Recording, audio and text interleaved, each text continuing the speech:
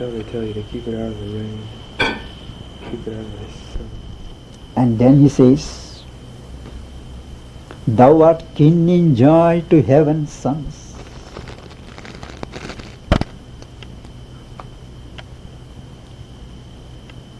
Now, O thou who hast come to this great perilous world, now only seen through the splendor of thy dreams. She knows the world only through the splendor of her dreams, where hardly love and beauty can live safe. Thyself a being dangerously great, a soul alone in a golden house of thought, has lived walled in by the safety of thy dreams. On heights of happiness living doom asleep, who hunts unseen the unconscious lives of men. If thy heart could live locked in the ideal's gold, as high as happy might thy waking be, if for all time doom could be left to sleep. He spoke but held his knowledge back from words. He saw when his inner gaze surrounded her. He saw what is to come. But he only hints, if for all time doom could be left to sleep. But Ashwapati answered to the seer. His listening mind had marked the dubious close. An ominous shadow felt behind the words, but calm like one who ever sits facing fate, here mid the dangerous contours of earth's life. He answered covert thought with guarded speech. He speaks to him, asking him to bless the child. He says, of sorrow's songs we have enough. Bid once her glad and griefless days ring heaven here, or must fire always test the great of soul? Those who are great by soul, it is they who have to stand the test of fire. So he asks, all along the dreadful causeway of the gods, armored with love and faith and sacred joy, a traveller to the eternal's house, once let unwounded pass a mortal life. Let this child pass for once, unwounded, to the eternal. That is what the father prays to the sage. But Narad answered not. Silent he sat, knowing that words are vain and fate is the Lord.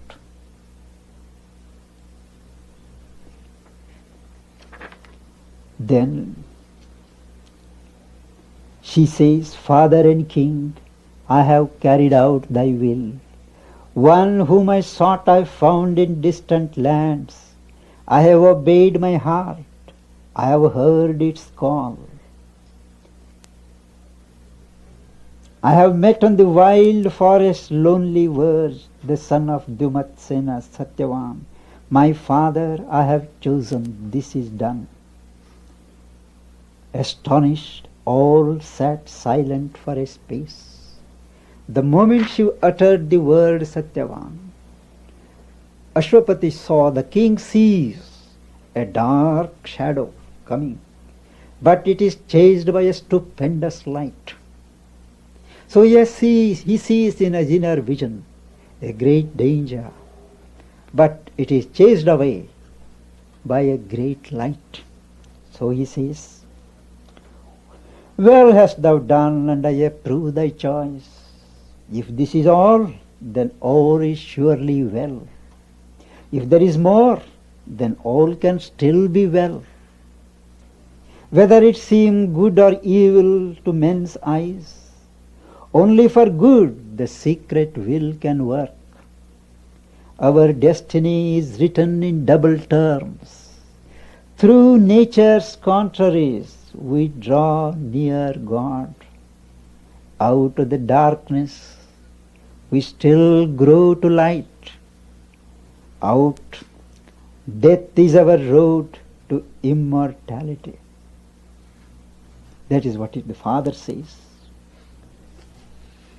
And then might the sage have spoken, but the king in haste broke out and stayed the dangerous word. He didn't want the sage to say what he felt. He says, O singer of the ultimate ecstasy, lend not dangerous vision to the blind, because by native right thou hast seen clear. Impose not on the mortal's tremulous breast the dire ordeal that foreknowledge brings. Demand not now the Godhead in our acts. To know beforehand is an ordeal, something particularly, something unpleasant, something bad and harsh, dangerous that is going to be. It is bad, it is dangerous, adds to the tension. Then, seeing this exchange between the two men, the king and the sage, the queen gets certain apprehensions. The mother of Savitri, she says, O seer, thy bright arrival has been timed to this high moment of a happy life.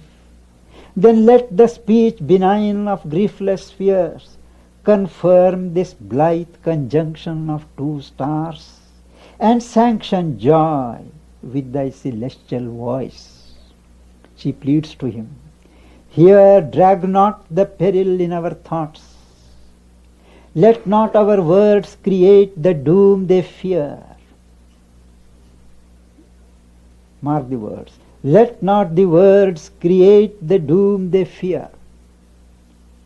There is a great occult psychology here. If we apprehend something, if we put it in words, you give a concrete shape to that possibility and invite it to take place. That is why, let not our words create the doom they fear. Here is no cause for dread, no chance for grief, to raise her ominous head and stare at love. And then she says, if wings of evil brood above that house, then also speak, that we may turn aside and rescue our lives from hazard of wayside doom and chance entanglement of an alien fate. So either way, he says, you speak.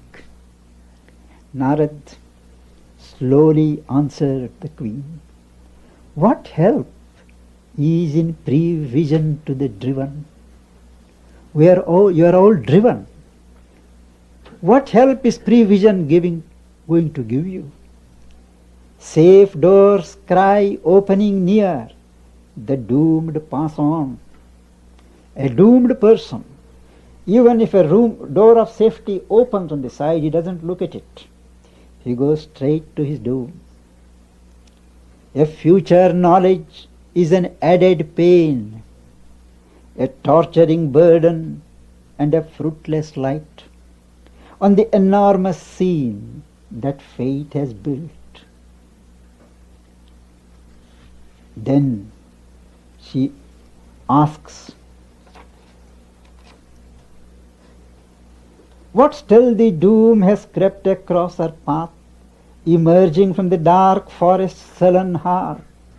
What evil thing stood smiling by the way and wore the beauty of the Shalva boy? The queen is angry. She asks, perhaps he came an enemy from her past, armed with the hidden force of ancient wrongs, himself unknowing and seized her unknown. Here dreadfully entangled love and hate meet us blind wanderers mid the perils of time. Our days are links of a disastrous chain. Necessity avenges casual steps. Old cruelties come back unrecognized. The gods make use of our forgotten deeds.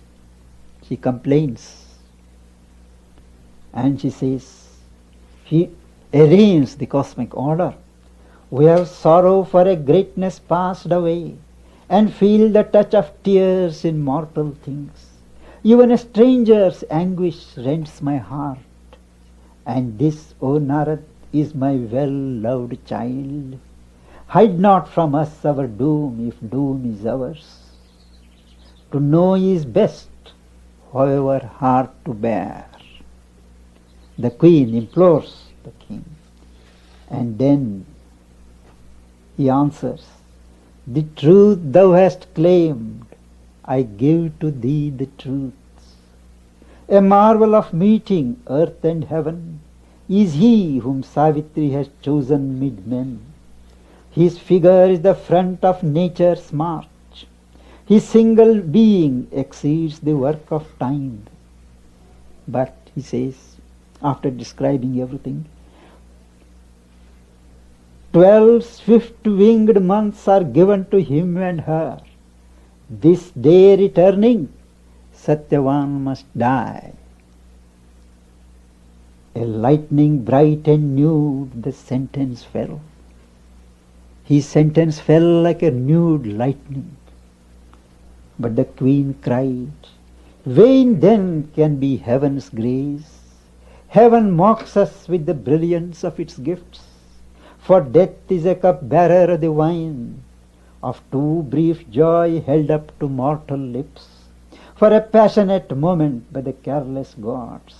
But I reject the grace and the mockery. Mounting thy car, go forth, O Savitri, and travel once more through the peopled lands.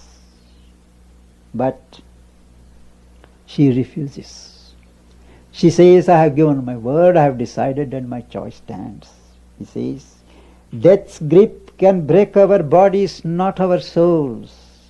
If death take him, I too know how to die. Let fate do with me what she will or can. I am stronger than death and greater than my fate. My love shall outlast the world. Doom falls from me, helpless against my immortality. Fate's law may change, but not my spirit's will. The queen is frustrated. She tells, O child, in the magnificence of thy soul, dwelling on the border of a greater world, and dazzled by the superhuman thoughts, thou lendst eternity to a mortal hope. Here on this mutable and ignorant earth, who is the lover and who is the friend? All passes here, nothing remains the same. None is for any on this transient globe. He whom thou lovest now, a stranger came, and into a far strangeness shall depart. Only the gods can speak what now thou speakest. Thou who art human, think not like a god, for man below the god, above the brute, is given the calm reason as his guide. She arraigns her daughter for speaking like in a language that is fit for gods, forgetting that she is human. But she says, my will is unchanged. I shall walk with him like gods in paradise. If for a year, that year is all my life. And yet I know this is not all my fate. Only to live and love a while and die.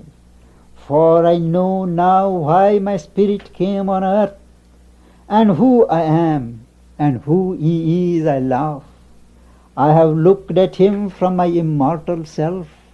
I have seen God smile at me in Satyavan.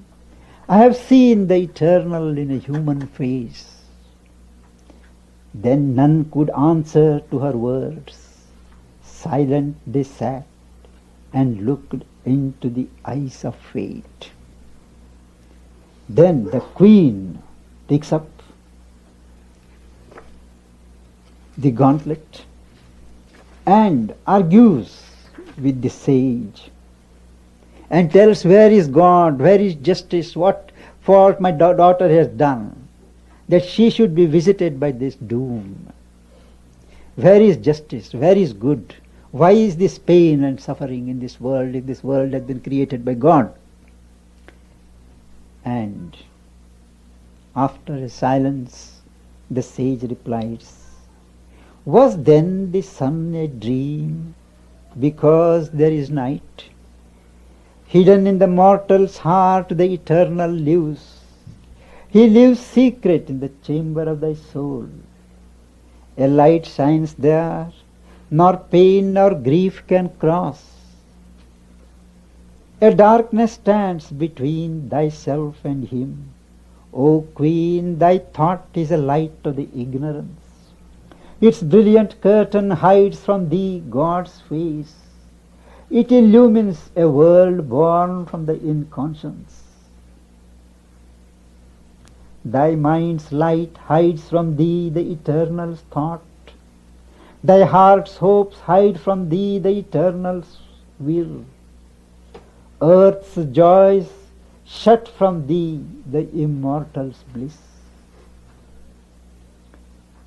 The world's dread teacher, the Creator, pain. Where ignorance is, there suffering too must come. He says suffering has to be there as long as there is ignorance. Thy grief is a cry of darkness to the light. Pain was the firstborn of inconscience. Pain came first, then only joy could be.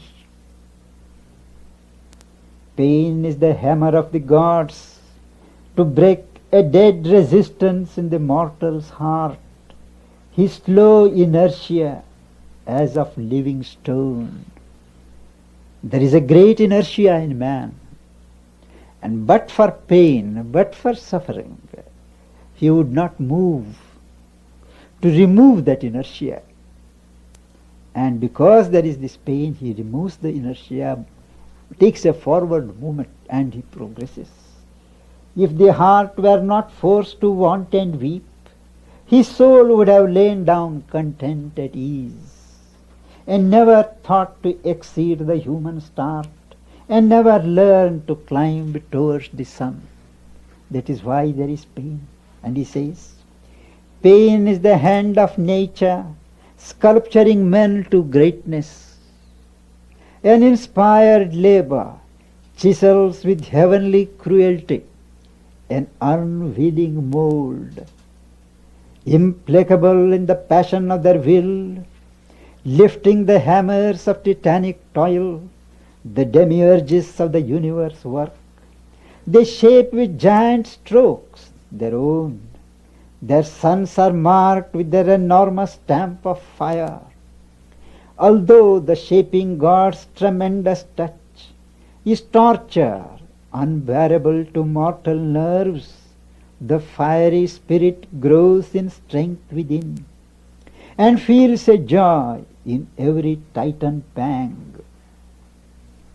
This is what we were speaking the other day, that what is painful to the outer person, being, is not registered as pain at the level of the soul.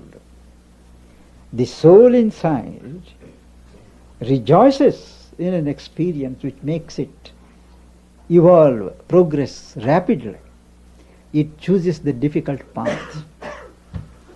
And he says, he who would save himself lives bare and calm.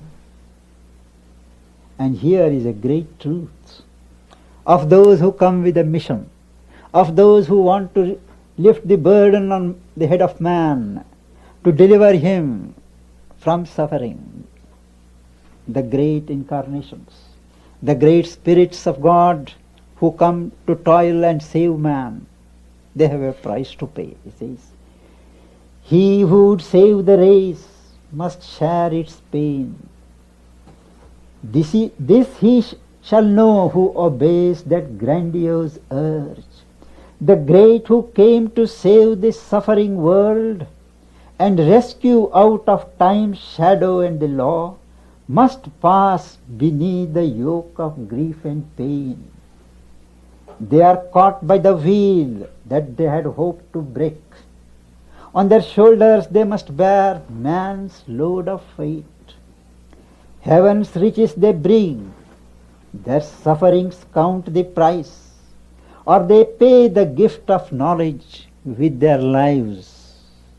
The Son of God, born as the Son of Man, has drunk the bitter cup, owned Godhead's debt, the debt the eternal owes to the fallen kind, because man and nature suffer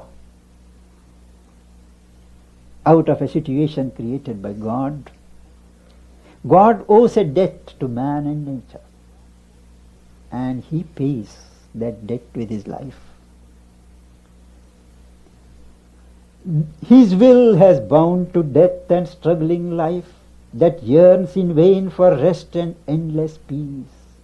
Now is the debt paid, wiped off the original score. The eternal suffers in a human form. He has signed salvation's testament with his blood. He has opened the doors of his undying peace.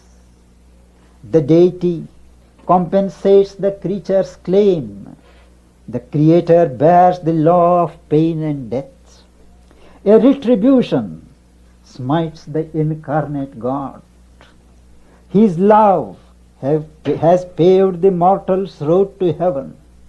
He has given his life and light to balance here the dark account of mortal ignorance. It is finished, the dread mysterious sacrifice offered by God's martyred body for the world. Gethsemane and Calvary are his lot. He carries the cross on which man's soul is nailed. His escort is the curses of the crowd. Insult and jeer are his right's acknowledgement. 2 thieves slain with him mock his mighty death. He has trod with bleeding brow the Saviour's way. He who has found his identity with God pays with the body's death his soul's vast light. His knowledge immortal triumphs by his death. Hewn, quartered on the scaffold as he falls, his crucified voice proclaims, I am God. Yes, all is God peels back heaven's deathless corn. The seed of Godhead sleeps in mortal hearts. The flower of Godhead grows on the world tree. All shall discover God in self and things. But when God's messenger comes to help the world and lead the soul of earth to higher things, he too must carry the yoke he came to unloose. He too must bear the pang that he would heal. Exempt and unafflicted by earth's fate, how shall he cure the ills he never felt? He covers the world's agony with his calm. But though to the outward eye no sign appears, and peace is given to our torn human hearts, the struggle is there and paid the unseen price. The fire, the strife, the wrestle are within. He carries the suffering world in his own breast. Its sins weigh on his thoughts, its grief is his. Earth's ancient load lies heavily on his soul. Night and its powers beleaguer his tardy steps. The Titan adversary's clutch he bears. His march is a battle and a pilgrimage. Life's evil smites, he is stricken with the world's pain. 1,000,000 wounds gape in his secret heart. He journeys sleepless through an unending night, Antagonist forces crowd across his path. A siege, a combat is his inner life. Even worse may be the cost, direr the pain. His large identity and all harboring love shall bring the cosmic anguish into his depths. The sorrow of all living things shall come and knock at his doors and live within his house. A dreadful cord of sympathy can tie all suffering into his single grief and make all agony in all the worlds his own. He meets an ancient adversary force. He is lashed with the whips that tear the world's worn heart. The weeping of the centuries visits his eyes. He wears the blood-glued, fiery centaur shirt. The poison of the world has stained his throat. In the Indian mythology, time was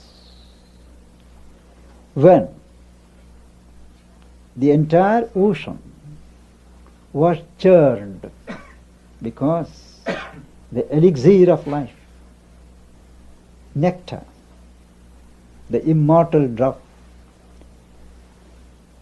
was known to be within the waters. So the gods on one side and the titans on the other started churning it. And the churning was done.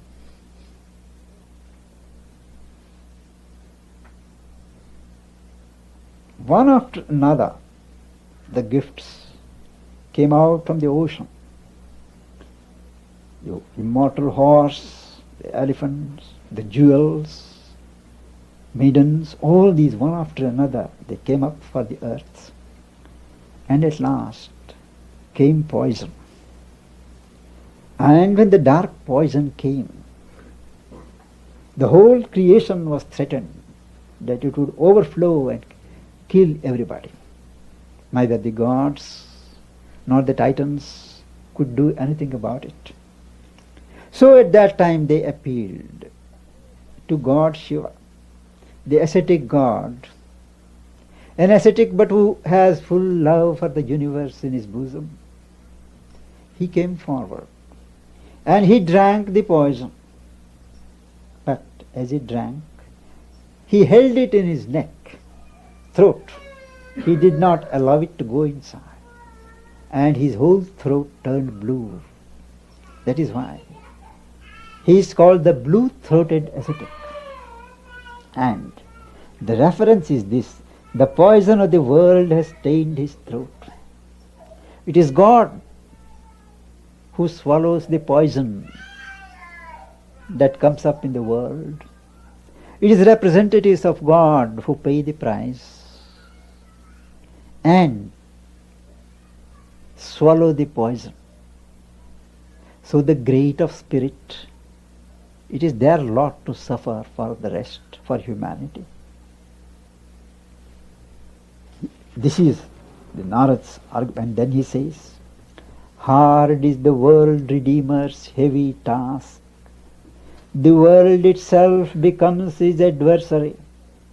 His enemies are the beings he came to save. Those he would save are his antagonists.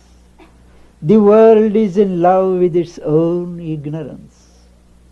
Its darkness turns away from the Saviour light. It gives the cross in payment for the crown.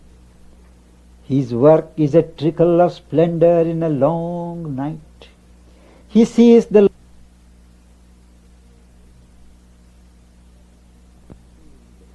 rest strive on and fail. A sun has passed.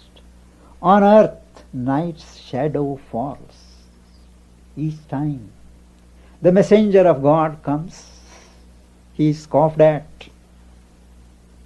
His wages are pains, jeering and suffering. A few, however, are saved. and the night's shadow falls. From the beginning of history, this has been the lot of every messenger of God who comes to earth to save the earth.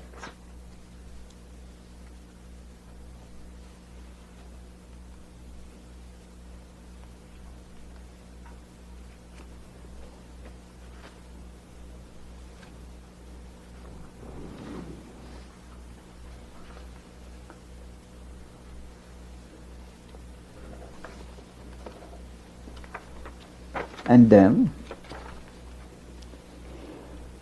there is a discussion whether there is fate or there is truth. What is fate? Fate is truth working out in ignorance. Truth works out in ignorance, and that process is called fate. O King, thy fate is a transaction done at every hour between nature and thy soul. Fate is a balance drawn in destiny's book.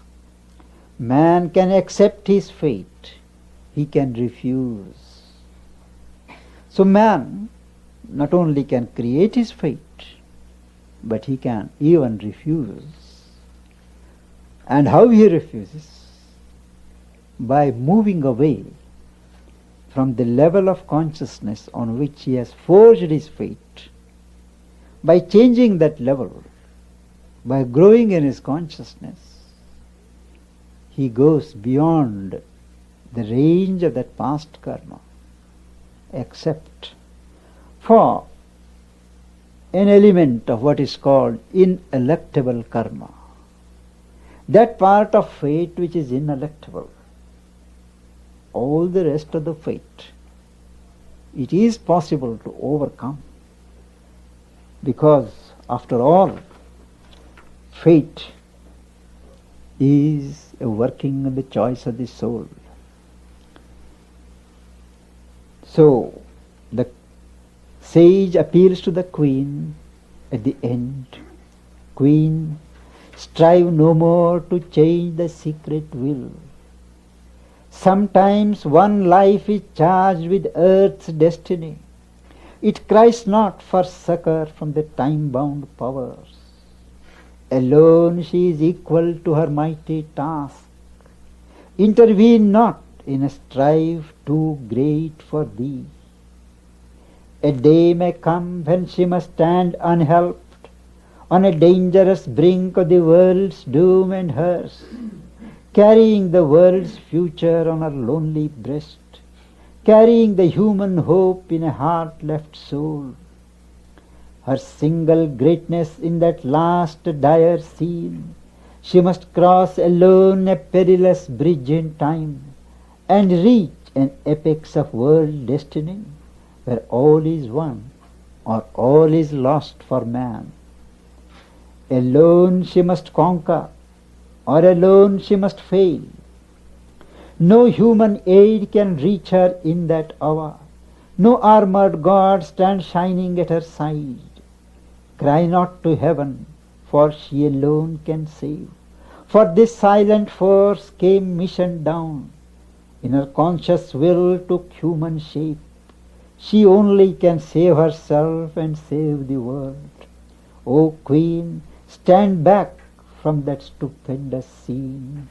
Come not between her and her hour of fate.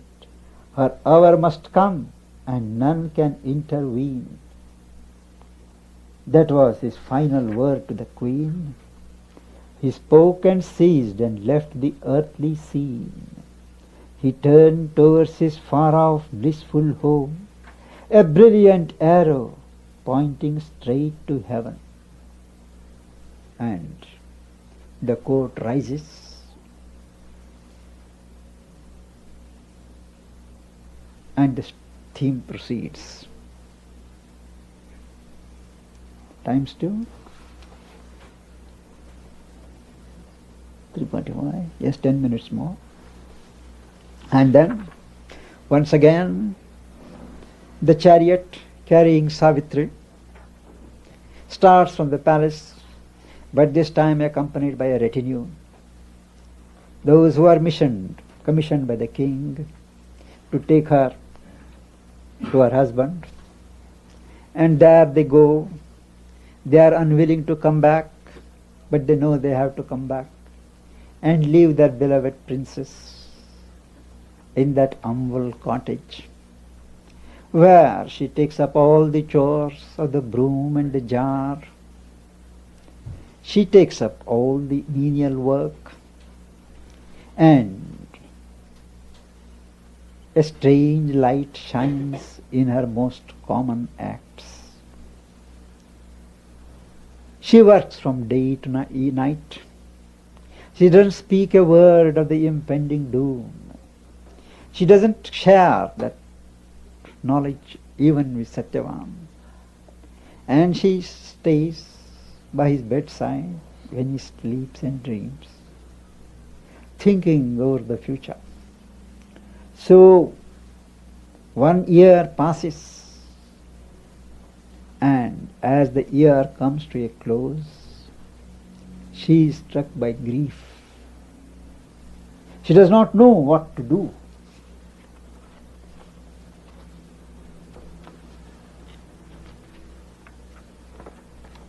And as she is sitting in that state,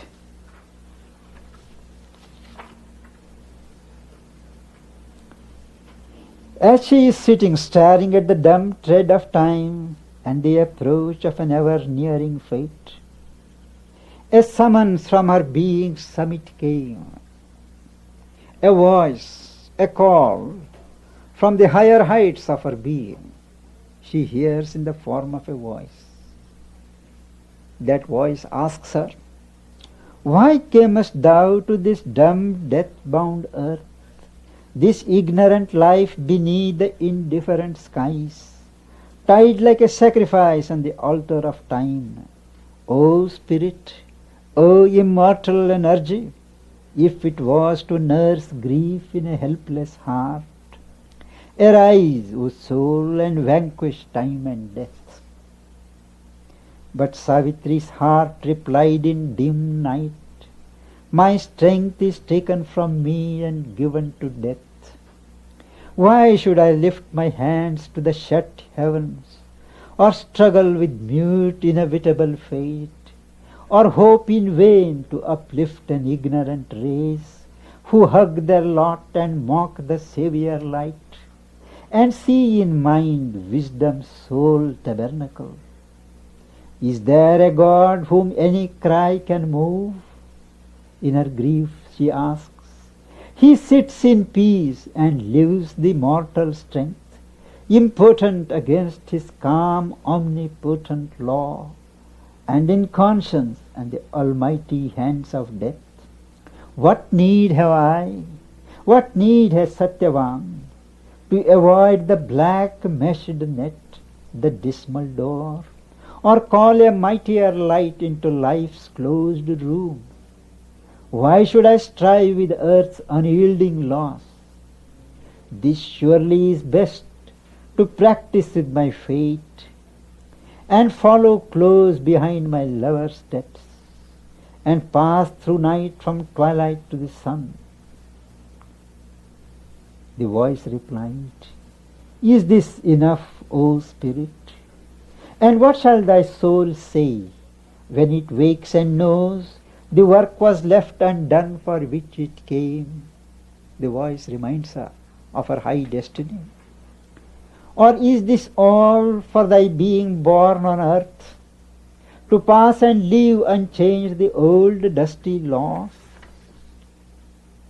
And then the voice asks, "Is this then the report that I must make, my head bowed with shame before the eternal seat? His power he kindled in thy body has failed. His laborer returns, her task undone." That prods her into awakening.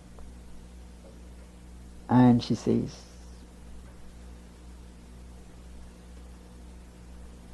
"Speak to my depths, O great and deathless voice. command, for I am here to do thy will. The voice replied, remember why thou camest, find out thy soul, recover thy hid self, in silence seek God's meaning in thy depths. Then mortal nature change to the divine. Open God's door, enter into his trance. And then she wakes up. Savitri by her doomed husband sat, still rigid in her golden motionless pose. She looked into herself and sought for her soul. This is the beginning of Savitri's entry into the inner worlds in search of her soul. I think we'll put it off for the next time. The question is whether there is something in Savitri about the transformation of pain. There is. As I did not want to go into too much detail, I didn't touch upon it, and that is, the hint is given when the king is exploring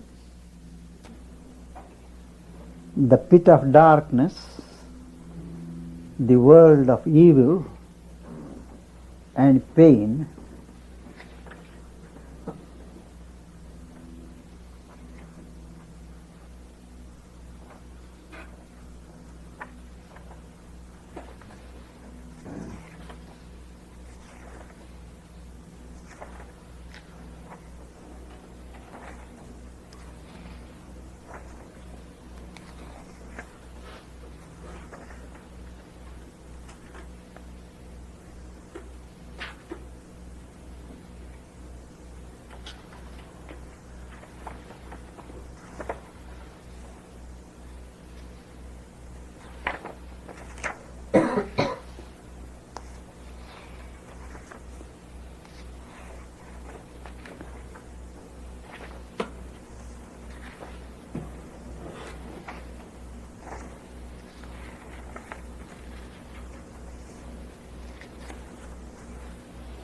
When the king goes into the depths of this world of falsehood, where into the abysmal secrecy he came, where darkness peers from her mattress, grey and nude, and stood on the last locked subconscious floor, where being slept unconscious of its thoughts, and built the world not knowing what it built. There is the record of the vanished stars. He saw the secret key of nature's change. A light was with him. An invisible hand was laid upon the error and the pain, till it became a quivering ecstasy. That is, we must have that light of the Spirit, and that divine pure consciousness. The moment it touches pain, that pain reveals itself to be only a violent head of joy. It is a matter of experience. How? Intense pain borders on intense ecstasy. You have to slightly change your voice, accept that pain, and it changes into bliss. In my own life, I have seen a person who was undergoing intense physical pain. And as she was suffering, something within her prompted her to change the stance, a certain acceptance, and immediately there was an ebullition of joy.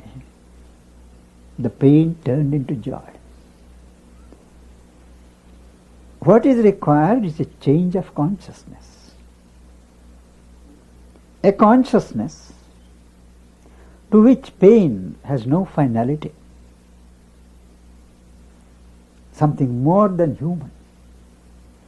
It has to be evoked, established, and summoned in the presence of pain. You can receive pain either in a poise of peace, which refuses to budge, or by an alchemic touch, which changes it into ecstasy. Here it describes an invisible hand. There is a divine hand, the hand of the Creator. When the acme of pain and evil was found, the divine hand touches it and it becomes a curing ecstasy. And the shock of sweetness of an arm's embrace. He saw in night the eternal shadowy veil, new death for a seller of the house of life. In destruction felt creation's hasty pace. Knew loss as the price of a celestial gain, and hell as a shortcut to heaven's gates. You see the rationale of everything. You find out the cause for the existence of everything. After all, nothing can exist in God's world unless it is permitted by the supreme will. Pain is there because there is a reason for that pain. Remove that reason and the pain goes. There is a consciousness or a state of being which receives an impact as pain. You culture that consciousness, deepen it, and the same contact will not have the impact of pain. So ultimately the solution is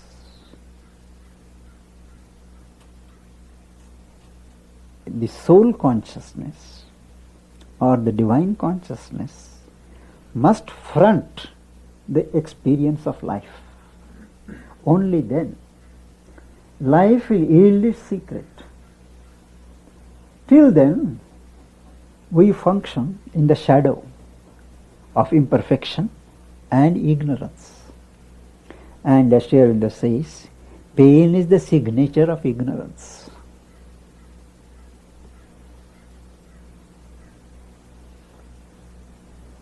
Is it this physical pain or psychological pain? Both. Psychological pain, it is possible to eliminate it even much before one realizes the divine consciousness. By a stoic attitude, by endurance, by acceptance, it is possible to eliminate a mental reaction. But a physical reaction as pain, that can go only when the physical is imbued with the divine consciousness. In the normal ignorant life, when pain serves a function in the body of alerting the person to stop moving a certain part of the body, Yes. because it will be injured. Yes, It will be yes, injured. yes. Then when that consciousness is changed, does that mean that the protection that pain affords to that part of the body will no longer be necessary because the body wouldn't be injured by that motion? No, it is not like that. In that state, the consciousness in the body is awake. You have an advanced knowledge of what is going to happen. You don't need to be reminded of the situation through physical pain. The body feels instinctively this is going to happen, this is not to be done. Today, most of us, we function with mechanical bodies. There is a consciousness in the body, just as there is a consciousness in the mind. A consciousness in the heart is not recognized. That there is a mind in the body, even as there is a mind associated with the brain, that is not understood. So there is a physical mind, there is a body mind, there is a vital mind, there is an emotional mind, there is a psychic mind, there is a reasoning mind, and so on. So mind is not just as some kind of consciousness associated with the brain. The brain is a dispensable part for the functioning of consciousness.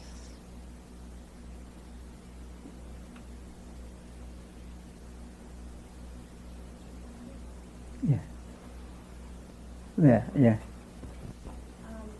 athletes, their body is so conscious. Is this the consciousness of the body consciousness itself in these tremendous athletes that do these incredible feats in any sport?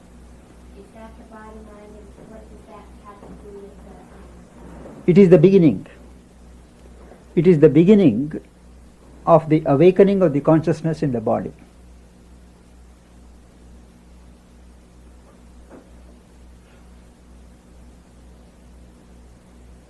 A conscious body will not fall ill.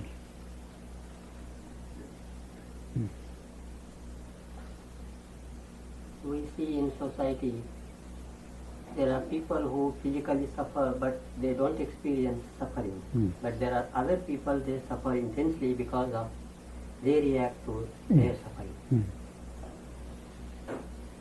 People concerned don't suffer, but people with sympathy suffer. That's what you mean. There is a line here. Our sympathies become our tortures. As if our own pain is not enough. The Queen says, we borrow, we take the load of others on us.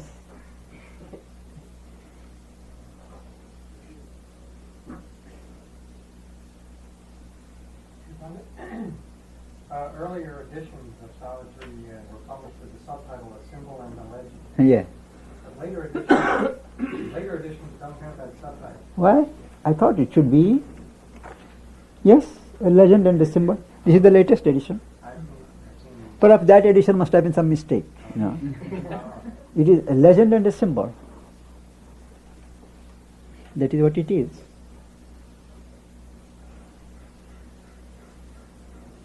Yeah. In the word of faith, the demon song that's being sung, is that one of the four adverse forces to be conquered that the mother has spoken about before? Two have been conquered and one destroyed and one left. Uh, Could you tell us what those four forces were and the ones that were conquered and destroyed?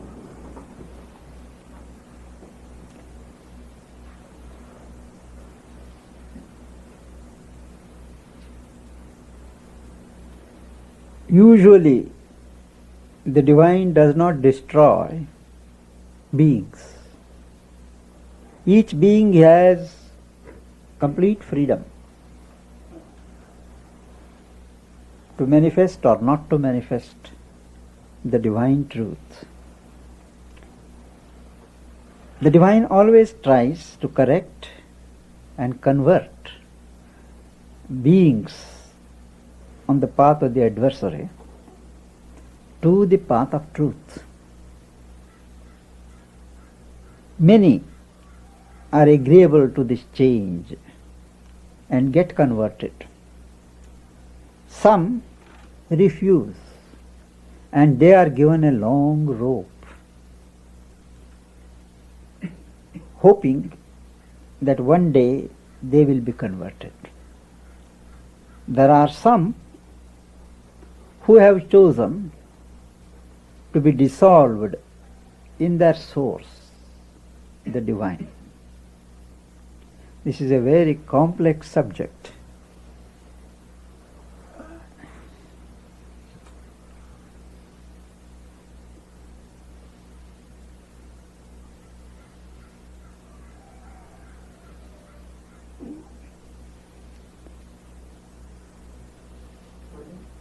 You mean that the divine reserves the right to dissolve himself into himself if an individual consciously wishes to? Who? Divine.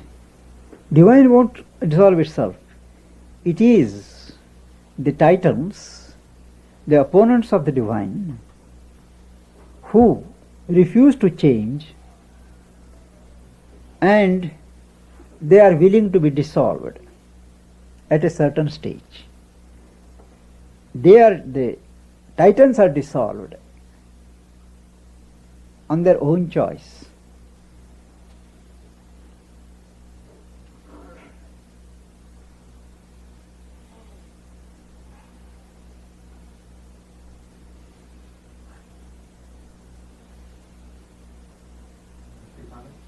On the mantric aspect of Savitri, I've read that it's best to have Savitri read out loud. The vocalizing. Yeah. Is there a great difference in the mantric force when it is spoken or when it is just repeated like a mantra within in the physical mind, sort of automatically, just going on and on and on for memorization and things like that? Is there? If it is given a physical form by audibly reciting, it has an effect on the physical frame, the body, and that part of the mind which is involved in the body. Otherwise, it touches some inner level and it illumines, but it doesn't have that curative and nourishing value. One doesn't need to articulate very loudly, but some kind of sound must be there. Because those vibrations are very powerful. So that's the opposite of what's said about mantras, isn't it? Because in what they in this Shastra they say that it's said without vocalizing it. No, there are three types of repeating the mantra. One is clear, loud articulation. One in which the lips move without external sound, upamshu. And one, the lips do not move, the sound cords do not work, but there is an inner repetition. But this inner repetition is generally spontaneous. The being takes it up and it goes on repeating itself. Now, the purpose of a mantra in a religious context is different from a powder keg of the potent words as Savitri is. If one wants to create an atmosphere to dispel vibrations of disease, depression, restlessness, it has to be articulated.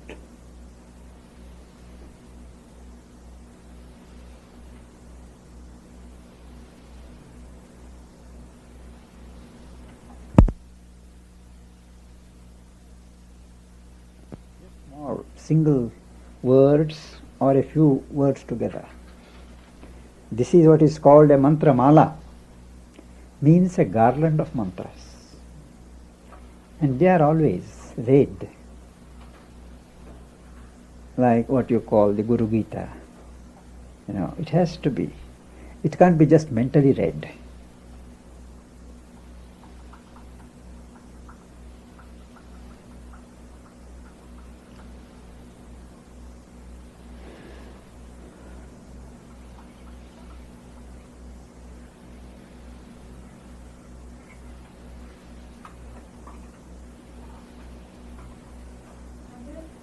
You said that the stuff is had to be articulated. Could it be, instead of verbally articulated, could it be done, say, in physical works? Physical? In physical works? Works or words? Works. In physical movements? I don't know.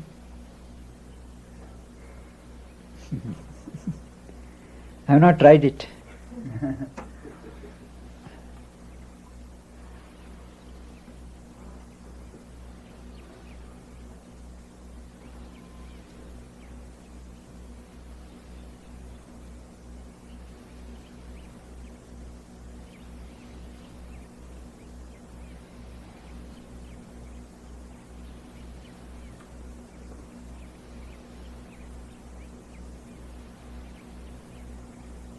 When you were describing the various worlds, one of them was the live world.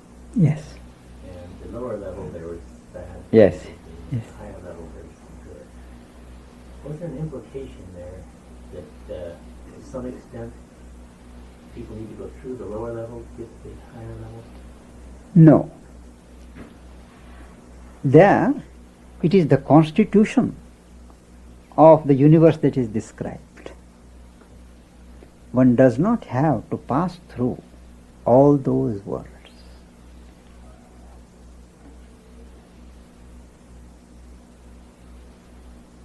Actually, we determine our post-death passage by our life during our sojourn on earth. If we normally cultivate a bright outlook, surround ourselves with harmonious thoughts, good emotions, sense of harmony, good, then after we pass, that projects itself, all the good and harmony that we have organized around us during the physical life, projects in an idealized form as a heaven. Heaven and hell are not geographical positions in a cosmic map. They are states of being. And if we have that bright life, we continue to live after we leave the physical body. All those things pictured in an ideal way. And that is what we call heaven. We pass through that. Similarly, if we have been dark, wicked, malevolent, always surrounding ourselves with depression and the dark things, we project a hell. And the same things are idealized, and that is, we pass through that state, which is called hell. So once this projections of our existence here is worked out on the subtle physical plane, we go into the life world. Life world where we have to discard our life sheath. Life sheath consists of a kind of coat woven around our soul by our desires, passions, ambitions, petty movements. If they are strong, till they are worked out and disentangled, we have to stay there. Similarly, after the vital, we go to the mental world, where the mental sheath consisting of our pet notions, ideas, beliefs, they also form a kind of a coat. They also have to be disentangled, and the soul is free to go to its place of rest. So we pass through the world, but just for the purpose of shedding our sheaths. So everything depends upon what we have done.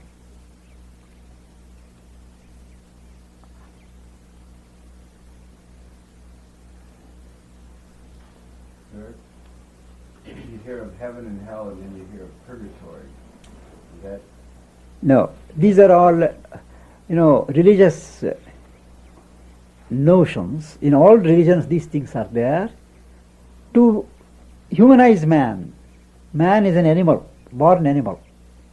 To bring him under control, the old Judaic imagination pictured all these things, that God holds the scale of justice, doling out rewards and punishments. Purgatories through whom sinners have to pass and all that. This is all attributing to the Creator our human image. But there is no such thing as purgatory. There is no such thing as a paradise. They are all our own projections, as I said.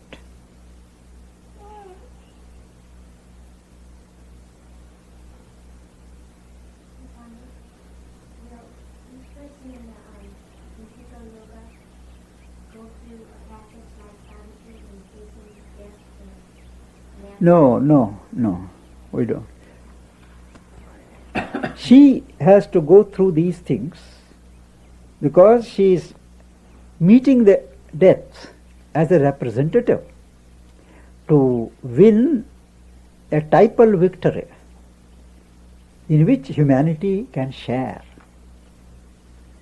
All of us, we don't have to undergo all those ordeals.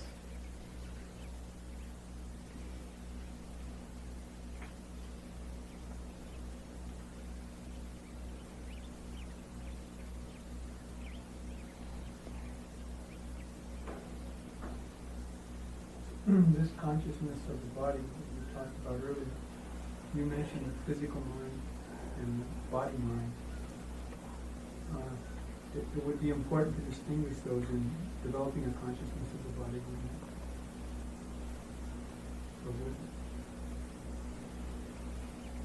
In practice,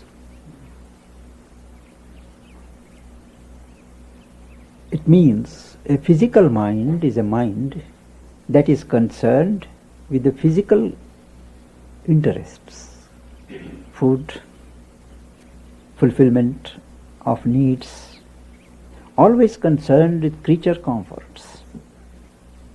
Body mind is just what is concerned with the state of the body. Even an ascetic will have a body mind even after he has killed his physical mind. So the body mind is, you can say, body consciousness. Most of us have physical mind. Few have the intellectual mind.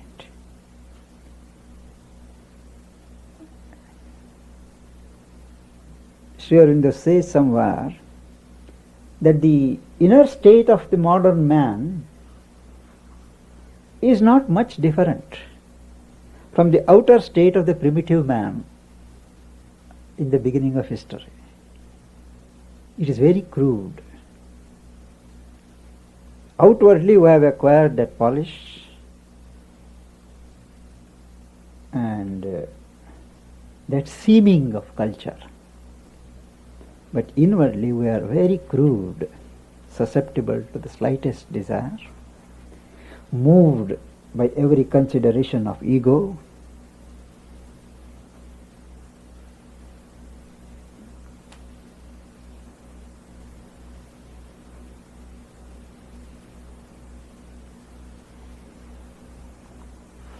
There doesn't seem to be any question. Thank you all very much.